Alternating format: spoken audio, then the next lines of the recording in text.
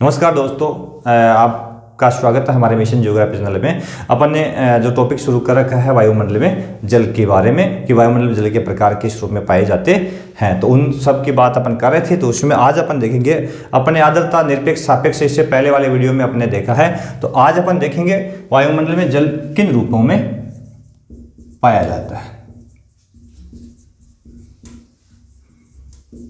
वायुमंडल में जल, ठीक है। तो अपन देखेंगे सबसे पहला जो प्रकार है औस। इससे पूर्व औस का मतलब है कि वायुमंडल में जलवाष्प जब वायुमंडल में जलवाष्प जब धरातल पर घास, पेड़ पौधों की पत्तियां, ठीक है ना, या धरातल सतह पर बूंदों के रूप में, बूंदों के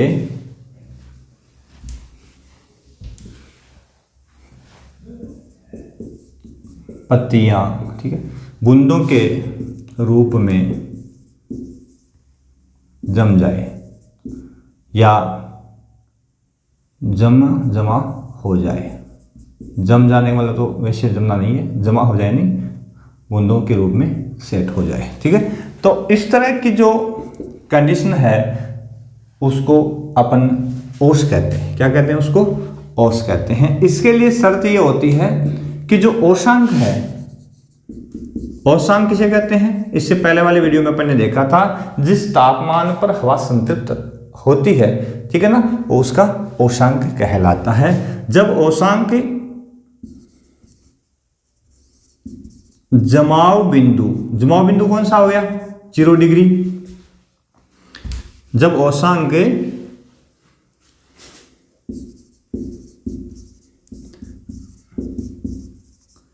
जमाव बिंदु के ऊपर, अर्थात 0 से के आसपास, यानी 0 डिग्री सेंटीग्रेड या 0 से नीचे नहीं होना चाहिए, नीचे नहीं होना चाहिए। प्लस क्या होना चाहिए? 0 से ऊपर तापमान होना चाहिए, ऊपर तापमान हो, ये जरूरी है, तब औस बनती है। क्या बनती है? औस। जब अपन देखते हैं बरसात के समय में सुबह सुबह उठते हैं तो प्रातः काल जैसे सूर्योदय होता है, तो सूर्योदय के समय अपन बाहर निकलते हैं तो घास की पत्तियों पर आपको छोटी छोटी बूंदें दिखाई देती है। तो अपन कहते हैं आज तो ओस खूब अच्छी आई हुई है। धरातल की सरफेस पे भी नमी अपने को दिखाई देती। जो आर्द्रता इन पत्तियों पर, पेड़ों की टहनियों पर, ठीक है ना, धरातल पर, तो बाहर पड़े विभिन्न सामग्रियों पर इस प्रकार से जो पड़ी रहती है, तो उसको अपन ओस बोलते हैं, ठीक है। औस के लिए कुछ महत्वपूर्ण बातें हैं, कुछ कंडीशंस है।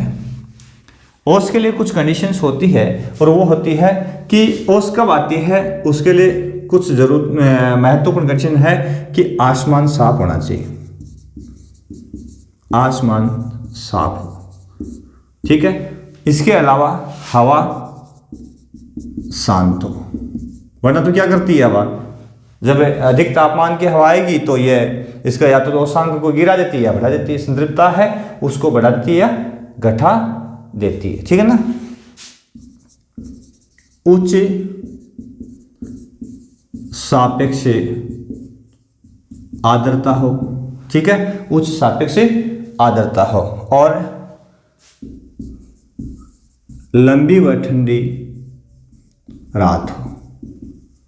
तो ये कुछ शर्तें हैं या कंडीशंस है। इस तरह की कंडीशन होगी तब जाकर के क्या होगा? औस वायुमंडल है उसमें आएगी, ठीक है ना। तो जलवाष्प औस के रूप में कब मिलेगी? जब इस तरह की कंडीशंस क्रिएट हो जाती हो, तभी इस तरह की औस वाली कंडीशन वो बनती है, ठीक है ना। अन्यथा तापमान ऊपर नीचे हो जाता है तो ये कंडीशन खत्म हो जाती है।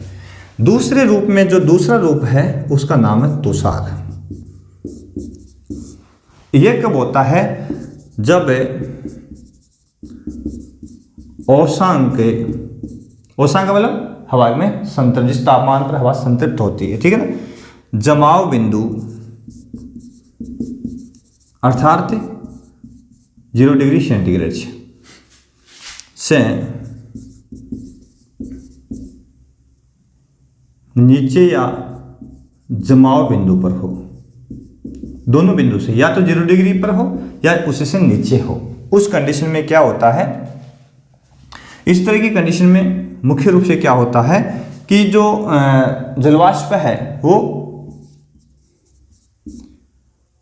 बर्फ के रवों के रूप में, बर्फ के रवों के रूप में वायुमंडल में रहती है, ठीक है ना। और जैसे ही अपन बाहर निकलते हैं, अपन देखते हैं हमारे शरीर पे जैसे संपर्क में आती है तो जम जाती है, धरातल पे गिरती है तो जम जाती है, और वैसे वायुमंडल में एक प्रकार से निलंबित होती हुई बर्फ के रवों के रूप में वाष्प, जलवाष्प पाई जाती है। लेकिन वहाँ उस समय तापमान 0 डिग्री और उससे नीचे होता है, तभी तुषार आता है। तुषार के लिए कंडीशन क्या है, महत्वपूर्ण है कि तापमान औशांक 0 डिग्री या उससे नीचे होना बहुत जरूरी है, तब क्या आता है, तुषार आता है। तो ये तुषार जो है वायुमंडल में जल है वाष्प जो है वो रवों के रूप में पाई जाती है, जिस धरातल से जैसे वो संपर्क में आती है तो उस धरातल का ये तापमान थोड़ा ज़्यादा है तो पिघल जाएगी, वरना बर्फ के रूप में जमा हो जाएगी, ठीक है ना। शर्त यह है कि औशांक किसका हो, वायुमंडल का हो। अन्य शर्तें, अन्य जो कंडीशंस है वो सेम यही है, कौन सी, साफ आसमान। अन्य शर्तें हवा का शांत होना, उच्च सापेक्ष आर्द्रता,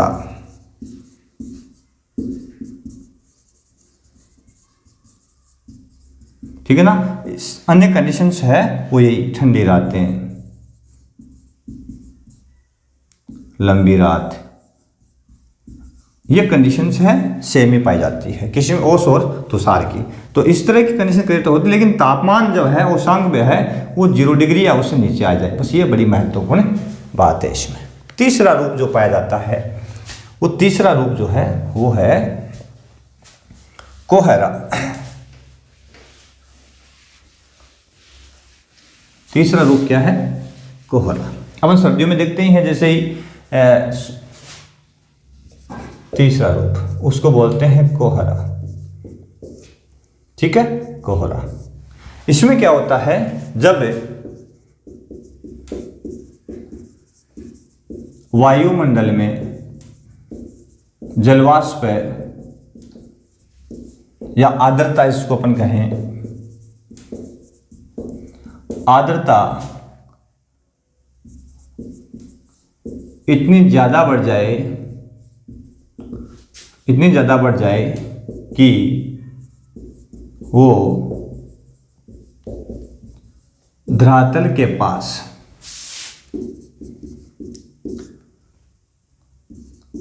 पहुंच जाती है, यानी जलवाष्प इतनी बढ़ जाती है, यानी जो नमी है धारण करने की कैपेसिटी है, हवा का तापमान धरातल के पास तो कितना गिर जाता है कि यानी औशांक, इस समय औशांक, ओस वाली जो कंडीशन है वो सेम ही है, जमाव बिंदु से ऊपर, ठीक है ना। इस समय जमाव बिंदु के ऊपर ही रहता है, उसके आसपास ही रहता है, ठीक है ना, मुख्य रूप से ऊपर ही रहता है। तो इस समय क्या आता है, कोहरा आता है। कोहरे में क्या होता है कि वायुमंडल में जो है जलवाष्प, धूल, धुआं, जो गैस कण उनके सहारे है लटकती हुई, निलंबित होती हुई आ जाती है और धरातल के पास तक ये आ जाते हैं। मुख्य रूप से यदि अपन कहें तो ये कोहरा क्या होता है, एक प्रकार का बादल ही होता है। क्या होता है, एक प्रकार का बादल है जो धरातल के पास में आ जाता है, जमीन के पास तक आ जाता है, और वायुमंडल में जलवाष्प इतनी बढ़ जाती है कि दृश्यता खत्म हो जाती है। बहुत बार तो अपन सर्दियों में देखते हैं कि 50 मिनट तक की दृश्यता भी नहीं रहती है, तो वो क्या है, वायुमंडल में नमी की मात्रा। ऐसा क्यों हुआ, क्योंकि धरातल के पास तक जो औशांक है वो पहुंच चुका है, ठीक है ना, और जलवाष्प की मात्रा ज्यादा है, तो इस कारण से ऐसा होता है। और ये जो दृश्यता खत्म होती है, ठीक है ना, ये मुख्य रूप से जगह कहाँ होती है, जहां धुआं बहुत अधिक निकलता हो। धुआं प्रदूषण जहाँ धूल उड़ती हो उन भागों में, यानी प्रदूषण वाले क्षेत्रों में जहाँ फैक्ट्री व औद्योगिक क्षेत्र है उनमें अधिकतर ये कंडीशन है वो ज़्यादा देखने को मिलती है। अपन देखते हैं कि हमारे दिल्ली शहर में सर्दियों के अंदर है दोपहर तक आसमान नहीं खुलता, दृश्यता खत्म हो जाती है, जीरो दृश्यता हो जाती है। तो उसका कारण यही है ना, महत्वपूर्ण कारण होते हैं। और जब इस कोहरा का भयंकर रूप होता है, एक शब्द आता है कोहरा का थोड़ा सा भयंकर रूप होता है, उसको बोलते हैं कुहासा। क्या बोलते हैं उसको? कुहासा बोलते हैं। यानी दृश्यता और अधिक डाउन हो जाती है और अधिक कोहरा भयंकर रूप ले लेता है, उसकी दृश्यता और कम हो जाती है, तो उस कंडीशन उसको अपन बोलते हैं कुहासा बोलते हैं, ठीक है ना। और जब धुएं के कारण दृश्यता खत्म होती है, एक होता है धूम्र कोहरा, धूम्र कोहरा, ये भी बड़ा महत्वपूर्ण बिंदु है। तो जब धुएं के कारण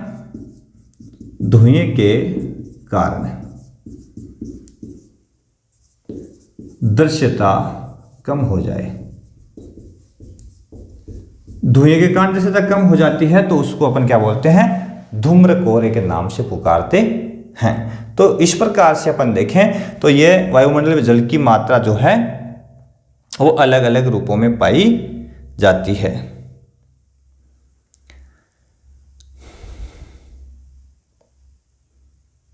और उसके बाद में जो चौथा जो भाग है जिस रूप में वो पाया जाता है वायुमंडल जल है, चौथा जो भाग इसका है वो है बादल, जिसकी चर्चा अपन ने एक अलग से वीडियो में बना दिया है। बादलों के लिए बादल मुख्य रूप से 3 प्रकार के होते हैं, 4 प्रकार के होते हैं। पक्षाव है, स्त्री है, पक्षाव है, कपाशी है, स्त्री है और वर्षा मेघ है। 4 प्रकार उनको ऊंचाई के आधार पर आपने बता दिए हैं। तो उसके लिए आप देखें, बादलों के प्रकार का वीडियो दे रखा है। तो वायुमंडल में जल की मात्रा, ये जो टॉपिक था आपका कंप्लीट हुआ। आप देखते रहे हमारा मिशन ज्योग्राफी चैनल को लाइक करें, शेयर करें और सब्सक्राइब करें। बहुत बहुत धन्यवाद। देखते रहे मिशन ज्योग्राफी।